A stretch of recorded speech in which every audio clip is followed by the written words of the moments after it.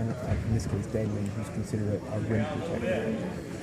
Well, you'll often hear a commentator or a coach or something say that, my team's not a good defensive team because I don't have any good defenders. That's a total myth. That's somebody that doesn't want to coach.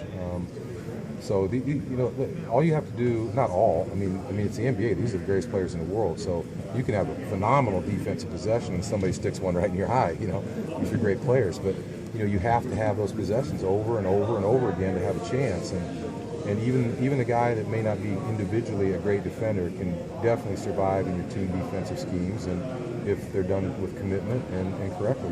But you've helped young teams, Phoenix, Chicago, Milwaukee, and those teams have kind of taken a big step. Is there a common thread that helps a young team kind of curb those growing pains and get over the hump? Yeah, I don't know, Lee. I think this is maybe a little more similar to Chicago than Milwaukee in the fact that Chicago at the time was trying to, I hate the word rebuild, but retool, whatever you want to call it, with young guys. So similar to that, a team can be not a very good team record-wise, but not necessarily be that young. And so just with the young players, what you're looking for is sort of an eagerness to learn, an eagerness to get better, strong work ethics, things like that. And Rob and his guys, in my opinion, have done a great job getting those kind of players. What do you say to the people that say that the Magic don't have that superstar yet? Nobody's really stepped up. Do you see someone stepping up? Or can this team be successful without that superstar figure? Yes, to the second part, I think so, and I would agree. We don't.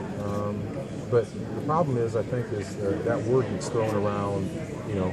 There'll be a role player being interviewed, and they'll say a star player, so and so. So everybody's a super. If you make one All-Star game, you're a superstar. There's really about 3 or 4. What I would categorize as the guys that carry their team night in and night out. So, those guys aren't just playing around somewhere that you can pick them up. You hope you draft them, and a guy kind of develops into that. We have, several guys that are still, developing as players, and we're high on them. And it's time to take another step now to go from just developing to actually winning the game. There are a lot of guys on the roster, obviously still young, still developing. You think of like Aaron Gordon, who's still kind of figuring his way in the league. How do you balance continuing to develop their skills while still keeping that eye on the prize of those end-season goals? Well, I think, the whole development thing, like some people have the philosophy of in order to develop, you just play all the time no matter what in the games. And so anybody that's a parent and you're developing, your children, you don't let them do whatever they want no matter what they do. So part of development is you take your lumps, you're not doing what you're supposed to be doing, so you sit down and you learn, and another guy goes into the game.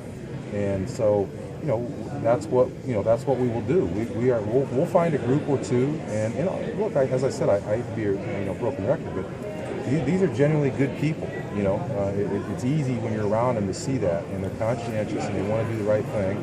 But if there's a mistake, and another mistake, and another mistake, it's time to come out, talk to an assistant coach, figure it out, get another guy in the game, and so you learn. I think you learn better when you're held accountable. And I think I see this as a group at some point that'll hold themselves accountable because of the quality of people we're dealing with here. But until then, that unfortunately that job falls to me. What can the early trip to Brazil? What can the early trip to Brazil do for the bonding experience of this team, helping them kind of bond and kind of gel together early on, international trip like that? I'm not sure. I wish we were. I guess one thing, if I could wish something, I wish we were playing an NBA team. Nothing against Flamingo or anything, but I'm not sure the area where we're staying, how much we'll even be able to leave the area. So I don't know. All right, thank you. Most important question: your wife can make it as cookies every home game. Not everyone, but she does.